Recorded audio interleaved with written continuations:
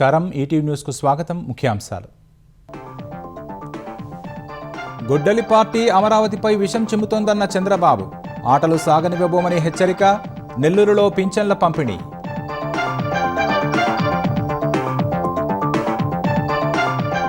వచ్చే ఎన్నికల్లో మావిగన్ అమరావతి మధ్య జరుగుతాయన్న జగన్ వైసీపీ మేనిఫెస్టోలో పెట్టి తెలుగుదేశంపై పోరాడతామని ప్రకటన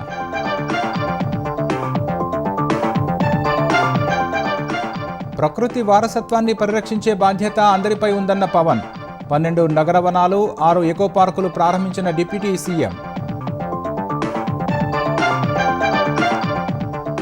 సీఎం రేవంత్ రెడ్డి తెలంగాణకు ఎల్నిలోగా మారారని హరీష్ రావు విమర్శలు తరిమి కొడితేనే రైతులకు మేలు జరుగుతుందని స్పష్టీకరణ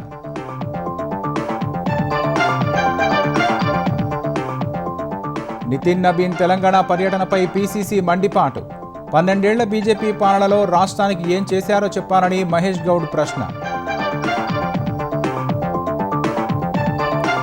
దేశంలో అమల్లోకి వచ్చిన వీబీజీ రామ్జీ పథకం ఇకపై 125 రోజులు ఉపాధి 21 రాష్ట్రాల్లో కనీస వేతనం 300 రూపాయలు అయోధ్య రామాలయం విరాళాల స్వాహా కేసులో విస్తుపోయే వాస్తవాలు మాజీ ట్రస్టీ అనిల్ మిశ్రాకు బిసుకుంటున్న ఉచ్చు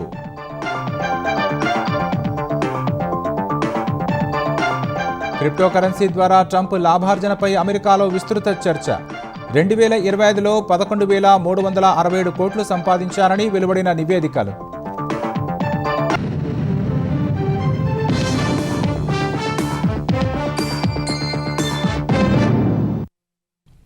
గొడ్డలి పార్టీ అమరావతిపై విషం చిమ్ముతోందని ముఖ్యమంత్రి చంద్రబాబు ధ్వజమెత్తారు వైసీపీ ఆటలు సాగనివ్వబోమని నెల్లూరులో పింఛన్ల పంపిణీ కార్యక్రమంలో హెచ్చరించారు తాను బటన్ నొక్కే వ్యక్తిని కాదన్న చంద్రబాబు పేదల జీవితాల్లో ఆనందం చూడాలన్నదే తన లక్ష్యమని స్పష్టం చేశారు నెల్లూరు జిల్లా చిల్లుకూరు మండలం పున్నపువారిపాలెంలో సీఎం చంద్రబాబు ఎన్టీఆర్ భరోసా పింఛన్లు పంపిణీ చేశారు పున్నపువారిపాలెంలో లబ్ధిదారుడి ఇంటికి వెళ్లి స్వయంగా పింఛన్ అందజేశారు అనంతరం పేదల సేవలో కార్యక్రమంలో పాల్గొన్న సీఎం తాను బటన్ నొక్కేవాణ్ణి కాదని ప్రజల్లో ఉండే వ్యక్తినని తెలిపారు పింఛన్ల కోసం ఏటా 33,000 కోట్లు ఖర్చు పెడుతున్నామని చెప్పారు ఒక నెలలో తీసుకోకపోయినా 3 నెలలకు ఒకేసారి పింఛను ఇస్తున్నామని సీఎం వివరించారు నేను కూడా బటన్ నొక్కచ్చు కానీ నేను బటన్ నొక్కేవాడిని కాదు ప్రజల్లో ఉండే వ్యక్తిని నేను చేయడమే కాదు ఎమ్మెల్యేలు గాని ఎంపీలు గాని మంత్రులు గాని రాజకీయ పార్టీ నాయకులే కాకుండా అధికార యంత్రాంగాన్ని కూడా పంపిస్తున్నా ఈ నెలలో ఈ రోజు పింఛన్లు ఇచ్చాం తొందరలోనే డేట్ కూడా ఫిక్స్ చేసి మీ అందరికి ఎంతమంది పిల్లలుంటే అంతమంది తల్లికి వందనం ఇస్తాం స్త్రీ శక్తి తిరుగులేని శక్తి మా ఆడబిడ్డలు ఎక్కడికి పోవాలన్నా జల్సాగా ఉచిత బస్సుల్లో ప్రయాణం చేయొచ్చు భవిష్యత్తులో ఏ ఆర్టీసీ బస్సు కొన్నా అన్ని కూడా ఏసీ బస్సులే వస్తాయి మా ఆడబిడ్డలు ఏసీ బస్సుల్లో తిరిగే రోజు వస్తుంది గొడ్డలి పార్టీ పనిగట్టుకుని అమరావతిపై విషం చిమ్ముతోందని చంద్రబాబు మండిపడ్డారు 5 ఏళ్ల పాలనలో 3 ముక్కలాట ఆడారని విమర్శించారు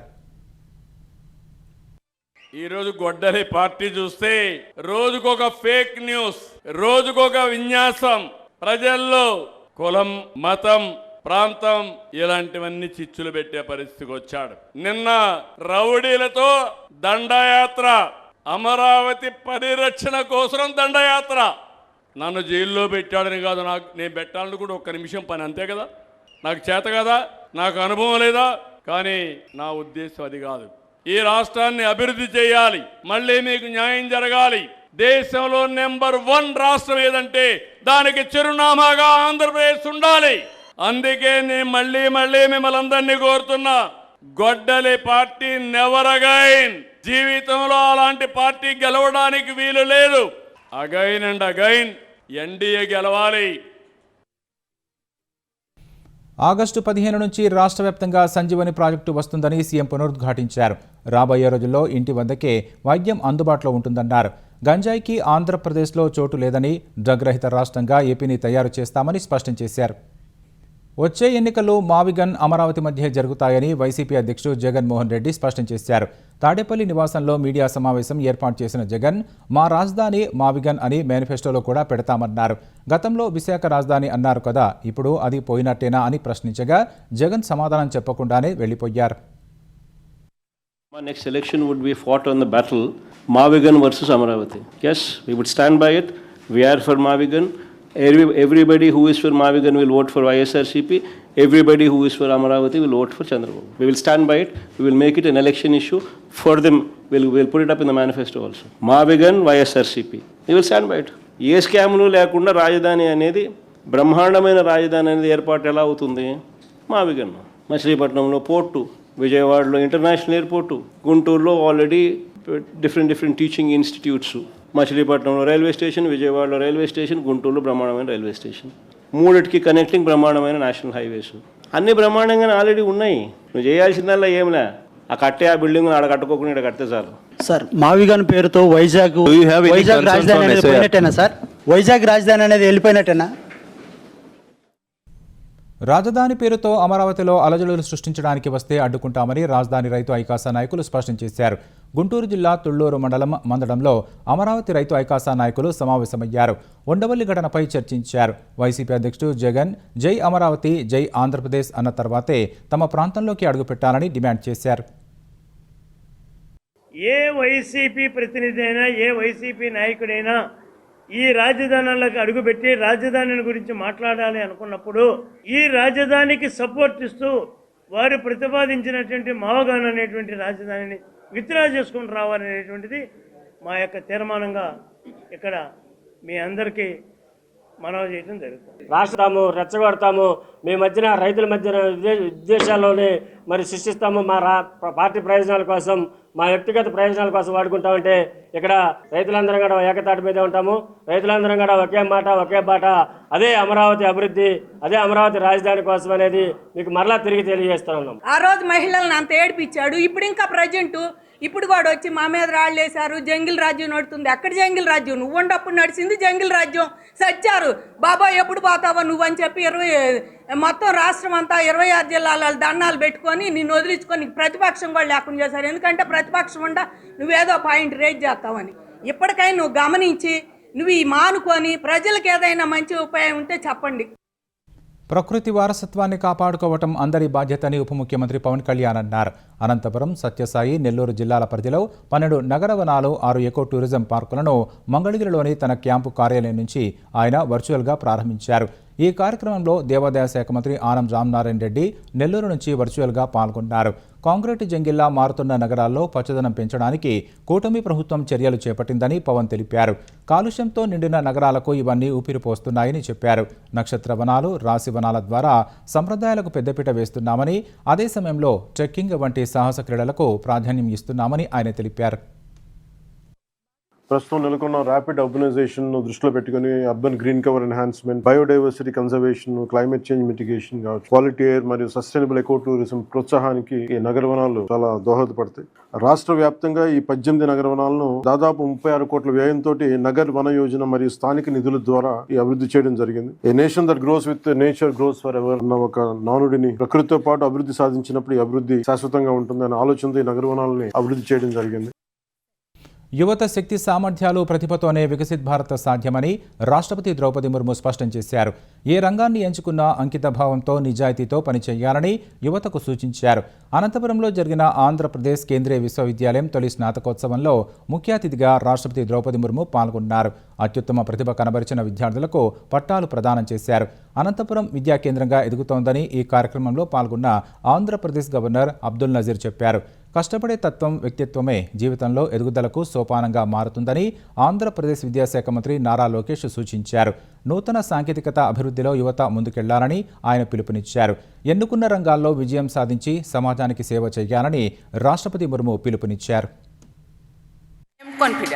This university will emerge as a center of excellence and contribute significantly to the realization of vision of Viksit Bharat by 2047. Your success is the result of your own hard work, but it has also been shaped by the sacrifices of your parents.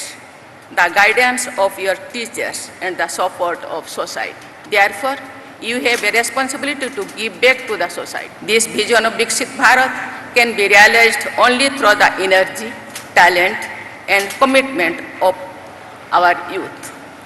Each one of you is an architect of that future. Dear graduates, if the President of India can rise from a small tribal village to Rashtrapati Bhavan, imagine what your education can help you achieve. The future will belong to those who learn, adapt, and have the courage to lead the change. Because the future will not belong to those who resist technology, but those who learn, adapt, and innovate. That is exactly why Andhra Pradesh is preparing for the future.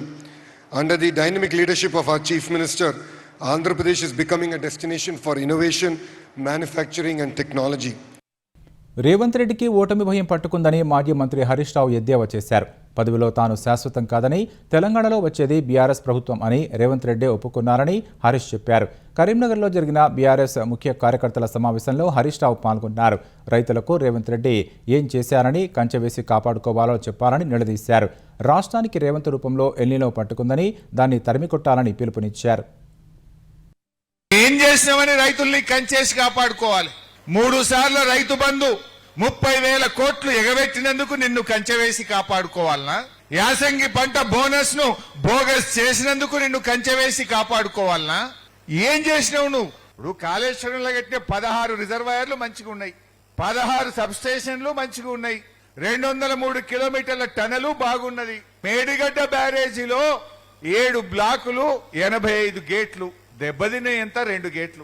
2 గేట్లు మరమ్మతు చేయడానికి 2.5 సంవత్సరాలు నీకు సరిపోదా? నిజంగా 2 గేట్లు మరమ్మతు చేసుంటే ఈ కరువు కాలంలో ఎల్ నీనో వచ్చిన సందర్భంగా ఇలా బ్రహ్మాండంగా నీళ్లు తెచ్చుకుంటే, మా ఎల్ఎండి, మా అంతగిరి నిండుగా నీళ్లుంటే బ్రహ్మాండంగా పంటలు వండయా? నిజంగా ఈ కరువు ఇట్లే ఉంటే రేపు కరీంనగర్కు మంచి నీళ్లు కూడా ఉండయి. ఎల్ నీలోనేమో ప్రకృతి తెచ్చింది, రేవంతే ఒక ఎల్ నీనో అయిపోయింది మన పాలిట. ఈ ఎల్ నీనోను పారదోలాలి మనం. బీజేపీ జాతీయ అధ్యక్షుడు నితిన్ నబీన్ తెలంగాణ పర్యటనపై టీపీసీసీ అధ్యక్షుడు మహేష్ కుమార్ గౌడ్ మండిపడ్డారు. 12 ఏళ్ల బీజేపీ పాలనలో తెలంగాణకు ఏమి ఇచ్చారని ఆయన ప్రశ్నించారు. బీజేపీ కేవలం సంపన్న వర్గాల కోసమే పనిచేస్తోందని ఆయన దుయ్యబట్టారు. అయోధ్యలో రాముడి పేరిట దోపిడీ జరుగుతుంటే నితిన్ నబీన్ ఎందుకు నోరు మెదపలేదని ప్రశ్నించారు. సర్ పేరిట ఓట్లు తొలగించి ఓటు సీటు చోరీకి పాల్పడుతున్నారని బీజేపీపై మహేష్ కుమార్ గౌడ్ ఆరోపణలు చేశారు. తెలంగాణలో కాంగ్రెస్కు మినహా మరే పార్టీకి అవకాశం లేదన్నారు. తెలంగాణ రాష్ట్రంలో బీజేపీ జాతీయ అధ్యక్షుడు నితిన్ నబీన్ పర్యటన ఒక అట్టర్ ఫ్లాప్. ఇలా దేశ ప్రజలు కోరుకుంటుంది బీజేపీ ముక్త్ భారత్. తెలంగాణలో కాంగ్రెస్ పార్టీ మినహా ఇంకే ఇతర పార్టీకి అవకాశం లేదు. కారణం, ఇవాళ కోరుకున్న విధంగా తెలంగాణ ఇవ్వడమే కాకుండా ఈ 2.5 సంవత్సరాలుగా మేమిస్తున్నటువంటి సంక్షేమము, మేమిస్తున్న అభివృద్ధి తెలంగాణ ప్రజల గుండెల్లో ఉంది. వెస్ట్ బెంగాల్ తరాలో తెలంగాణలో చేస్తామని ఏంది మీరు చేసిన? వెస్ట్ బెంగాల్లో ఓట్లు దోపిడీ చేశారు. ఇటీవల మా మీనాక్షి నటరాజన్ సీటు దొంగలించారు. తెలంగాణలో కూడా ఓట్లు దొంగిలించి గెలుస్తామనుకుంటే పొరపడ్డట్టే. నేను చెప్తా ఉన్నా, ఇవాళ పోయినసారి గెలిచిన 8 పార్లమెంట్లో 2 గెలిస్తే ఎక్కువ. రేపు ఎంతగా చక్కగా చేసిన రాష్ట్రానికి ఖితాబు ఇవ్వాల్సింది పోయి వచ్చి ఇక్కడ విషం కక్కే ప్రయత్నం ఏదైతే జాతీయ అధ్యక్షుడు చేశారో ఇది మంచిది కాదు. తెలంగాణలో బీజేపీ మాత్రమే ప్రత్యామ్నాయమని ఆ పార్టీ తెలంగాణ అధ్యక్షుడు రామచంద్రరావు పునరుద్ఘాటించారు. బీజేపీ జాతీయ అధ్యక్షుడు నితిన్ నబీన్పై సీఎం రేవంత్ రెడ్డి చేసిన వ్యాఖ్యలపై ఆయన మండిపడ్డారు. కాంగ్రెస్ ముక్త తెలంగాణ ఆర్ఆర్ ట్యాక్స్ పైనే నితిన్ నబీన్ మాట్లాడారని రామచంద్రరావు చెప్పారు. నితిన్ నబీన్ వాస్తవం మాట్లాడితే రేవంత్కు భయం పట్టుకుందని ఎద్దేవా చేశారు. యూరియా పంపిణీని కాంగ్రెస్ సరిగా నిర్వహించలేకపోయిందని ధ్వజమెత్తారు. రాష్ట్ర ప్రభుత్వం నిర్లక్ష్యం వల్లే ఇదంతా జరిగిందని విమర్శించారు. కాంగ్రెస్ నేతలు ఎరువుల డీలర్లతో కుమ్మక్కయ్యారని రామచంద్రరావు ఆరోపించారు. అయోధ్య కానుకల చోరీపై విమర్శలను ఆయన తప్పుబట్టారు. ఎవరో ఒకరు చేసిన తప్పునకు అందరినీ అనడం సరికాదన్నారు. పోప్ దగ్గర కూడా ఇలాంటి చిన్న చిన్న విషయాలు జరిగాయని రామచంద్రరావు చెప్పారు. మహాత్మాగాంధీ జాతీయ గ్రామీణ ఉపాధి హామీ పథకం స్థానంలో కేంద్రం ప్రకటించిన వీబీజీ రామ్జీ చట్టం అమల్లోకి వచ్చింది. ఉపాధి హామీ పథకంలో 100 రోజులు ఉన్న పని దినాలను 125 రోజులకు పెంచుతూ తీసుకొచ్చిన ఈ చట్టం కింద చెల్లించే వేతనాలను కేంద్రం తాజాగా నోటిఫై చేసింది. వీబీజీ రామ్జీ పథకం కింద 21 రాష్ట్రాల్లో రోజువారీ కనీస వేతనం 300 రూపాయలుగా నిర్ణయించారు. ఈశాన్య రాష్ట్రాలైన అరుణాచల్ ప్రదేశ్, నాగాలాండ్లో వేతనాలు 24.5% వరకు పెరిగాయి. ఉత్తరప్రదేశ్, బీహార్, ఝార్ఖండ్, అసోం వంటి రాష్ట్రాల్లో 15 నుంచి 25% మధ్య పెరిగాయి. సిక్కింలోని కొన్ని పంచాయతీల్లో మాత్రం రోజువారీ వేతనం అత్యధికంగా 450 రూపాయలు చెల్లిస్తామని కేంద్ర గ్రామీణాభివృద్ధి శాఖ తెలిపింది. జాతీయ సగటు రోజువారీ వేతనాన్ని 298 రూపాయల నుంచి 327 రూపాయలకు పెంచినట్లు వివరించింది. వీబీజీ రామ్జీ పథకాన్ని రేపు తిరుపతి జిల్లా ముక్కవారిపల్లిలో అధికారికంగా ప్రారంభిస్తారు. ఈ కార్యక్రమంలో కేంద్ర మంత్రి శివరాజ్ సింగ్ చౌహాన్, సీఎం చంద్రబాబు పాల్గొంటారు. అయితే తెలంగాణ సహా బీజేపీ పాలిత రాష్ట్రాలు ఈ పథకం అమలుపై ఇంకా నిర్ణయం తీసుకోవాల్సి ఉంది. తొలి పథకంలో 40% నిధులు రాష్ట్రాలు భరించాల్సి రావడమే ఇందుకు కారణం. అయోధ్య రామాలయం విరాళాల స్వాహా కుంభకోణం కేసు దర్యాప్తులో రోజుకో కొత్త కోణం వెలుగులోకి వస్తోంది. ఈ కేసులో రామజన్మభూమి తీర్థ క్షేత్ర ట్రస్ట్ మాజీ ట్రస్టీ అనిల్ మిశ్రా చుట్టూ ఉచ్చు బిగుస్తోంది. అరెస్టైన నిందితులను విచారిస్తున్న కొద్దీ ఈ కుంభకోణంలో అనిల్ మిశ్రా కీలక సూత్రధారి అని తెలుస్తోంది. నిందితులు సీసీటీవీలకు చిక్కకుండా విరాళాల సొమ్మును మొదట వాష్రూంలో దాచిపెట్టి తమకు అనువైన సమయంలో బయటకు తరలించారని తేలింది. కుంభమేళా సమయంలో పెద్ద మొత్తంలో దోచుకున్నట్లు వెల్లడైంది. అయోధ్య రామాలయం విరాళాల చోరీ కేసులో దిగ్భ్రాంతికర విషయాలు వెలుగుచూస్తున్నాయి. ఈ కేసు విచారణను వేగవంతం చేసిన ప్రత్యేక దర్యాప్తు బృందం కీలక నిందితులను గుర్తించే దిశలో స్పష్టమైన పురోగతి సాధించింది. గత వారం రామాలయ ట్రస్టు ప్రధాన కార్యదర్శి చంపత్ రాయ్తో పాటు ట్రస్టీ అనిల్ మిశ్రా తమ పదవులకు రాజీనామా చేయగా, విరాళాల స్వాహా ఆరోపణల నేపథ్యంలో వీరిద్దరినీ సిట్ ఇప్పటికే విచారించింది. నిధుల స్వాహా వ్యవహారంలో మాజీ ట్రస్టీ అనిల్ మిశ్రా కీలక పాత్ర పోషించినట్లు తాజాగా బయటపడింది. రామమందిరంలో ఉద్యోగుల నియామకంలోనూ అనిల్ మిశ్రా పెద్ద ఎత్తున లంచాలు తీసుకున్నట్లు తేలింది.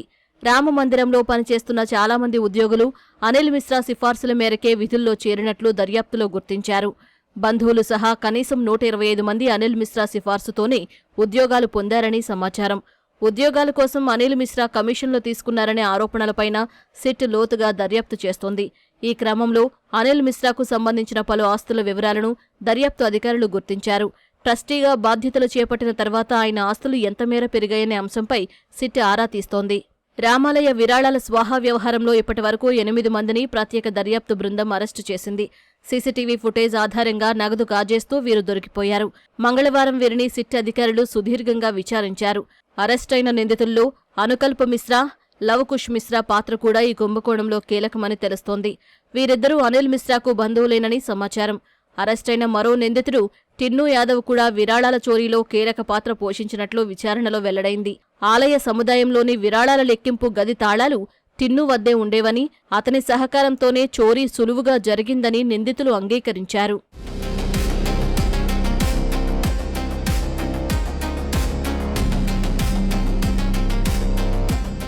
అనిల్ మిశ్రాతో ఉన్న సాన్నిహిత్యం వల్లే తాము ఇష్టారాజ్యంగా వ్యవహరించామని నిందితులు దర్యాప్తు అధికారులకు వివరించారు. ఆలయంలో విరాళాల లెక్కింపు ప్రక్రియలో అనిల్ మిశ్రా కూడా పాల్గొనేవారని, సీసీ కెమెరాలు ఎక్కడెక్కడ ఉన్నాయో తమకు తెలుసునని, తమను ప్రశ్నించే వారే లేరని నిందితులు చెప్పినట్లు సమాచారం. ఈ క్రమంలో సీసీ కెమెరాల కళ్లు గప్పేందుకు ఒకరు నగదును తీసుకుంటూ ఉండగా, మిగిలిన వారు అతణ్ణి అన్ని వైపుల నుంచి కవర్ చేస్తూ నిలబడేవారని విచారణలో వెల్లడైంది. ఆ నగదు ముందు బాత్రూంలో దాచిపెట్టి సమయం చూసుకుని బయటకు తీసుకెళ్లేవారని దర్యాప్తు అధికారులు గుర్తించారు. ట్రస్ట్ అధికారులతో ఉన్న సాన్నిహిత్యం కారణంగా వారిని ఎక్కడా ఎవరూ తనిఖీ చేయలేదని సమాచారం. కౌంటింగ్ రూమ్ ఒక తాళం చెవి టిన్ను యాదవ్ వద్ద ఉండగా, రెండో తాళం బ్యాంకు సిబ్బంది వద్ద ఉండేదని దర్యాప్తులో తేలింది. ఫలితంగా బ్యాంకు సిబ్బందితో కుమ్మక్కై ఈ నగదును స్వాహా చేసినట్లు స్పష్టమవుతోంది. దొంగిలించిన డబ్బులో టిన్ను యాదవ్తో పాటు బ్యాంకు ఉద్యోగులు కూడా వాటాలు పంచుకున్నారని సమాచారం. 2025 ప్రారంభంలో జరిగిన కుంభమేళా సమయంలోనే రామమందిరంలో అత్యధికంగా విరాళాల చోరీ జరిగిందని పోలీసుల దర్యాప్తులో తేలింది. అరెస్టైన 8 మంది నిందితుల్లో కొందరు కుంభమేళాకు ముందు కూడా చిన్నపాటి దొంగతనాలకు పాల్పడ్డారని తేలింది. కుంభమేళా సమయంలో ఆలయంలో కానుకలు, విరాళాల రాక భారీగా పెరిగిందని, దీనిని ఆసరాగా చేసుకున్న నిందితులు పెద్ద ఎత్తున చోరీకి పాల్పడినట్లు పోలీసులు తెలిపారు. ఈ మొత్తం కుట్రను 8 మంది నిందితులు కలిసే పన్నారని పేర్కొన్నారు. నిందితుల్లో బావమరుదులైన లవకుష్ మిశ్రా, అనుకల్ప్ మిశ్రా అత్యధిక మొత్తాన్ని చోరీ చేసినట్లు దర్యాప్తులో వెల్లడైంది. ఈ ఇద్దరూ దొంగిలించిన డబ్బుతో ఆస్తులను కూడా కొనుగోలు చేశారని, ఇప్పటి వరకు ఈ ఇద్దరికీ సంబంధించిన 1/2 డజనుకు పైగా ఆస్తులను గుర్తించినట్లు పోలీసులు వెల్లడించారు.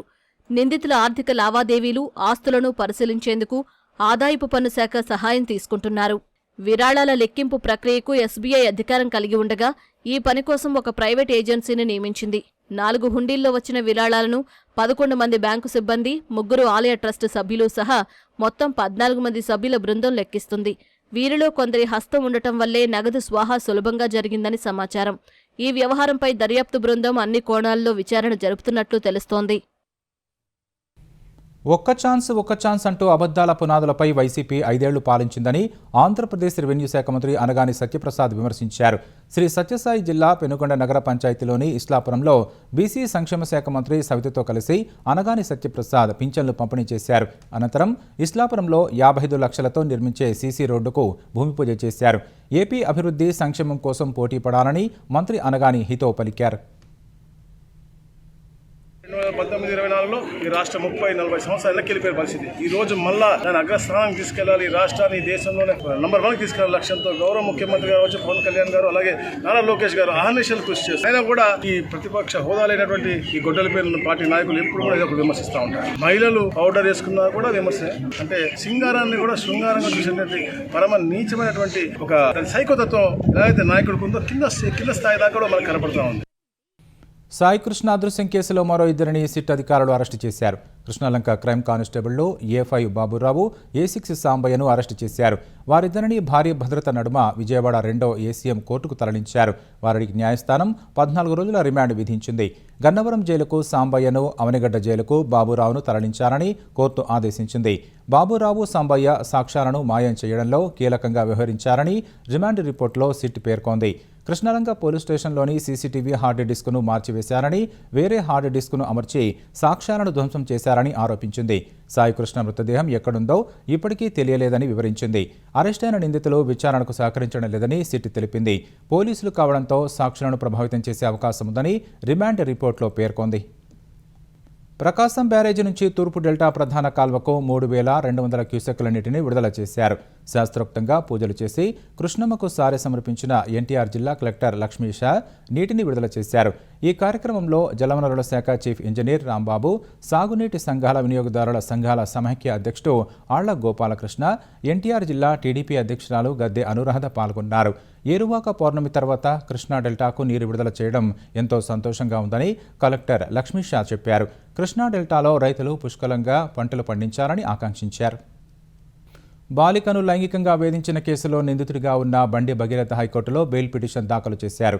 ఈ పిటిషన్పై విచారణ చేపట్టిన హైకోర్టు ఫిర్యాదుదారుడికి నోటీసులు జారీ చేసి విచారణను ఎల్లుండికి వాయిదా వేసింది. తన కుమార్తెను బండి భగీరథ్ లైంగికంగా వేధించారంటూ తల్లి ఫిర్యాదు మేరకు పేట్ బషీరాబాద్ పోలీసులు పోక్సో కేసు నమోదు చేశారు. తర్వాత నిందితుడిని కోర్టులో ప్రవేశపెట్టగా రిమాండ్ విధించింది. ప్రస్తుతం భగీరథ్ చెర్లపల్లి జైలులో రిమాండ్ ఖైదీగా ఉన్నారు. గత నెలలో పరీక్షల కోసం 5 రోజుల తాత్కాలిక బెయిల్పై బయటకు వచ్చిన భగీరథ్ పరీక్షల తర్వాత తిరిగి జైలుకు వెళ్లారు. Malkajgiri court regular bail petition తిరస్కరించగా బండి భగీరథ్ హైకోర్టును ఆశ్రయించారు. తెలంగాణకు చెందిన జర్నలిస్ట్ కేవీఆర్ను విజయనగరం జిల్లా బాడంగి పోలీసులు అదుపులోకి తీసుకున్నారు. ముఖ్యమంత్రి చంద్రబాబు, ఉప ముఖ్యమంత్రి పవన్ కళ్యాణ్, విద్యాశాఖ మంత్రి లోకేష్పై అనుచిత వ్యాఖ్యలు చేస్తూ కేవీఆర్ సామాజిక మాధ్యమాల్లో వీడియోలు అప్లోడ్ చేశారు. కేవీఆర్ వ్యాఖ్యలపై బాడంగి పోలీస్ స్టేషన్లో 2 నెలల క్రితం మాజీ సర్పంచ్ కంటి రమేష్ ఫిర్యాదు చేశారు. కేసు నమోదు చేసిన బాడంగి పోలీసులు హైదరాబాద్ సరూర్నగర్ వెళ్లి అక్కడి పోలీసుల సాయంతో కేవీఆర్ను అదుపులోకి తీసుకున్నట్లు సమాచారం. మంగళవారం రాత్రి కేవీఆర్ను అదుపులోకి తీసుకున్న పోలీసులు విజయనగరం జిల్లాకు తరలించినట్లు తెలుస్తోంది. గుంటూరు, పల్నాడు జిల్లాల సరిహద్దుల్లోని బోయపాలెం వద్ద జాతీయ రహదారిపై జరిగిన ఘోర రోడ్డు ప్రమాదంలో 3 సజీవ దహనమయ్యారు. 2 లారీలు బలంగా ఢీకొనడంతో ఈ ప్రమాదం జరిగింది. పల్నాడు జిల్లా బోయపాలెం వద్ద 16వ నంబరు జాతీయ రహదారిపై మరమ్మతు వల్ల ఒక లారీ ఆగిపోయింది. ఉదయం 5:45 సమయంలో కర్నూలు జిల్లా నుంచి నాపరాళ్ల లోడుతో మచిలీపట్నం వెళుతున్న లారీ ఆగి ఉన్న లారీని తప్పించబోయి డివైడర్ను దాటి అటుగా వెళుతున్న పేపర్ లోడు లారీని ఢీకొట్టింది. ప్రమాద తీవ్రతకు వాహనాల ముందు భాగం నుజ్జునుజ్జు కాగా 2 లారీలోని డ్రైవర్లు, క్లీనర్ అందులోనే చిక్కుకుపోయారు. ఈలోపే ఇంజిన్ల నుంచి మంటలు చెలరేగి 2 డ్రైవర్లు, క్లీనర్ శరీరాలు గుర్తుపట్టలేనంతగా కాలిపోయాయి. పోలీసులు, అగ్నిమాపక సిబ్బంది వచ్చి దాదాపు 5 గంటలు శ్రమించి అతి కష్టం మీద మృతదేహాలను బయటకు తీశారు. మృతుల బంధువులు ఘటనా స్థలానికి చేరుకొని కన్నీరు మున్నీరయ్యారు. అమెరికా అధ్యక్షుడు డొనాల్డ్ ట్రంప్ క్రిప్టో కరెన్సీ ద్వారా భారీ లాభాలను ఆర్జించారు. ఈ వర్చువల్ కరెన్సీలో ఆయన పెట్టిన పెట్టుబడులపై 2025లో దాదాపు 11,367 కోట్ల ఆదాయాన్ని గడించారు. ఈ మేరకు US office of government ethics విడుదల చేసిన నివేదిక తెలిపింది. 2024లో ట్రంప్ కుటుంబం ప్రారంభించిన వరల్డ్ లిబర్టీ ఫైనాన్షియల్ అనే క్రిప్టో ప్లాట్ఫామ్ సొంతంగా జారీ చేసిన WLFI అనే క్రిప్టో కరెన్సీ తొలి విక్రయంతోనే $550 మిలియన్ పైనే ఆదాయాన్ని ఆర్జించింది. DT Mox Defi అనే అనుబంధ సంస్థ ద్వారా ట్రంప్ ఆయన ముగ్గురు కుమారులు మరో 22.5 బిలియన్ల WLFI టోకెన్లు సొంతం చేసుకున్నారు. 2025 ఏప్రిల్లో వరల్డ్ లిబర్టీ ఫైనాన్షియల్ సంస్థ అమెరికా డాలర్ విలువతో ముడిపడిన డిజిటల్ కరెన్సీని మార్కెట్లోకి తీసుకొచ్చింది. 2025లో అధ్యక్షుడిగా ప్రమాణ స్వీకారం చేయడానికి ముందు ట్రంప్ తన పేరిట డాలర్ ట్రంప్ క్రిప్టో కరెన్సీని తెచ్చారు. ఇందుకు సంబంధించిన లైసెన్సింగ్ అగ్రిమెంట్ కింద $635 మిలియన్ల రాయల్టీని ట్రంప్ అందుకున్నట్లు US office of government ethics నివేదిక తెలిపింది. ఫోర్బ్స్ మ్యాగజైన్ లెక్కల ప్రకారం 2024-2026 మధ్య ట్రంప్ సంపద $2.3 బిలియన్ నుంచి $6.5 బిలియన్ పెరిగింది. ఒకప్పుడు బిట్కాయిన్పై తీవ్ర విమర్శలు చేసిన ట్రంప్ ఇప్పుడు అదే క్రిప్టో రంగానికి మద్దతుగా నిలవడమే కాకుండా తన వ్యక్తిగత సంపద పెంచుకోవడం అమెరికా రాజకీయాల్లో చర్చనీయాంశమైంది. అమెరికా ఇరాన్ మధ్య కాల్పుల విరమణ అమల్లోకి వచ్చిన నేపథ్యంలో ఇంధన ధరలు క్రమంగా దిగివస్తున్నాయి. ఈ నేపథ్యంలో హోటల్స్, రెస్టారెంట్ల నిర్వాహకులకు ప్రభుత్వ రంగ చమురు సంస్థలు శుభవార్త అందించాయి.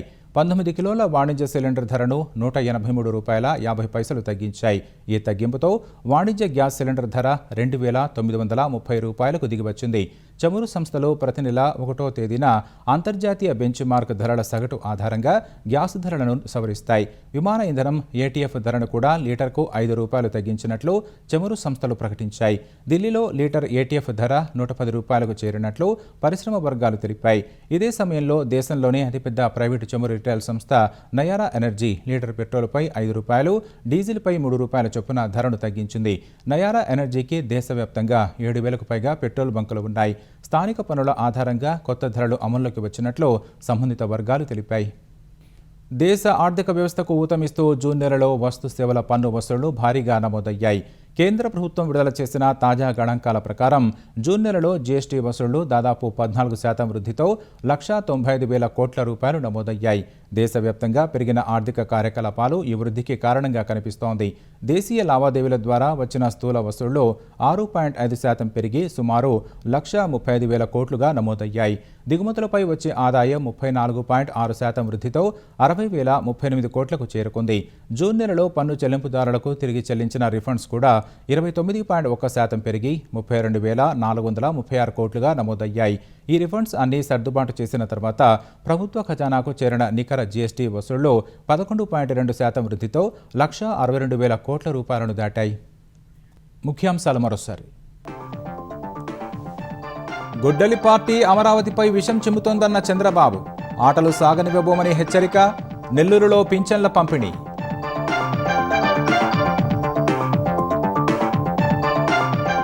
వచ్చే ఎన్నికల్లో మావిగన్ అమరావతి మధ్య జరుగుతాయన్న జగన్, వైసీపీ మేనిఫెస్టోలో పెట్టి తెలుగుదేశంపై పోరాడతామని ప్రకటన.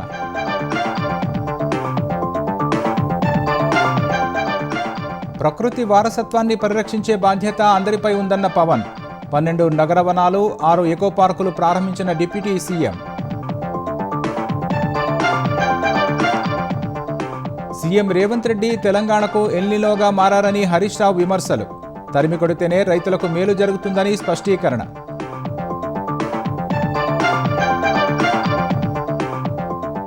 నితిన్ నబీన్ తెలంగాణ పర్యటనపై PCC మండిపాటు, 12 ఏళ్ల బీజేపీ పాలనలో రాష్ట్రానికి ఏం చేశారో చెప్పారని మహేష్ గౌడ్ ప్రశ్న.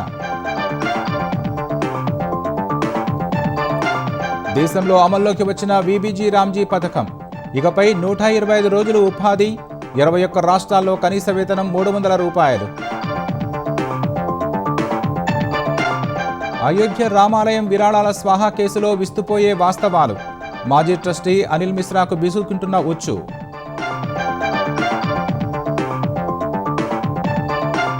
క్రిప్టో కరెన్సీ ద్వారా ట్రంప్ లాభార్జనపై అమెరికాలో విస్తృత చర్చ. 2025లో 11,367 కోట్లు సంపాదించారని వెలువడిన నివేదికలు.